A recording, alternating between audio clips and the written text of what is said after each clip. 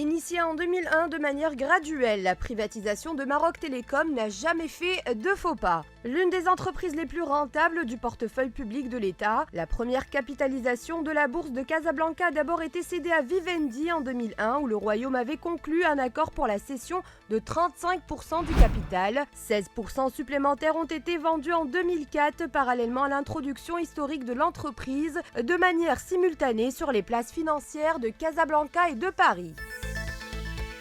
Au cours de l'année 2006, le Royaume du Maroc a cédé 0,1% du capital de Maroc Télécom sur la bourse de Casablanca, ramenant ainsi sa participation dans le capital de Maroc Télécom à 34%, avant de revenir en juillet 2007 pour y céder 4% supplémentaires.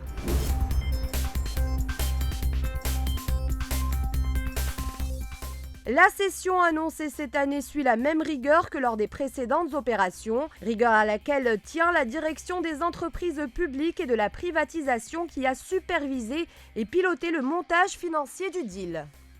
C'est une opération qui s'inscrit dans le cadre d'une vision globale, une vision qui donc ambitionne, de restructurer, de consolider nos entreprises publiques, et comme ça nous allons alimenter un potentiel de privatisation pour l'avenir. Et donc sur le court terme, vous l'avez vu, donc à partir de la loi de finances 2019, deux introductions majeures ont été introduites au niveau de la législation. Nous avons donc changé la loi sur la privatisation en actualisant la liste, et c'est comme ça que vous l'avez constaté. Il y a eu l'ajout de nouvelles entités comme la centrale de Tahtaret, comme l'hôtel Mamounia, mais nous avons aussi enlevé des unités qui n'étaient pas là, qu'on ne pouvait pas privatiser pour des considérations soit sociales, soit financières, etc. La deuxième innovation, vous l'avez suivi, c'était cette action sur la recette de privatisation où la part du fonds Hassan II a été sacralisée à 50% pour qu'il puisse donc jouer son rôle d'animateur de l'investissement public et privé. S'agissant de l'opération elle-même, vous l'avez suivi, donc elle porte sur la cession par l'État. C'est une décision de l'État de céder 8%. Vous pouvez me dire pourquoi 8%, pourquoi pas 10%, pourquoi pas 15%. Les 8% ont été définis sur la base d'un rationnel qui respecte le respect d'un pacte actionnaire que nous avons avec nos partenaires et qui garantit que nos intérêts ne vont pas changer parce que nous gardons la même présence dans les instances du gouvernement et dans les décisions stratégiques. C'est ça donc l'importance.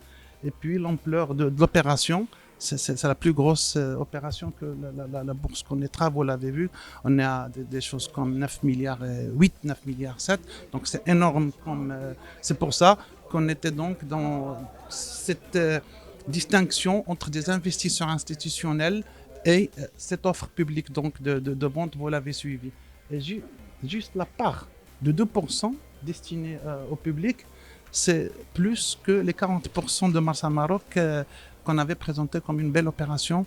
Et nous escomptons, d'après les échos que nous avons eus, vous l'avez suivi, donc les 6% ont été cédés. Ils ont été demandés à plus de 50% de ce que nous espérions. Nous pensons que l'opération OPV donc connaîtra, Inch'Allah, la même réussite. En bourse, Maroc Télécom est considéré comme entreprise résiliente. Les analystes financiers spécialisés s'accordent sur son caractère défensif avec un faible risque même en période de baisse de la bourse. De plus, la société a pu revoir son business model à plusieurs reprises pour pérenniser sa croissance et limiter les impacts de la concurrence. Celui-ci permet d'afficher aujourd'hui l'un des taux de rentabilité économique les plus élevés de la place, une rentabilité soutenue par des filiales africaines performantes.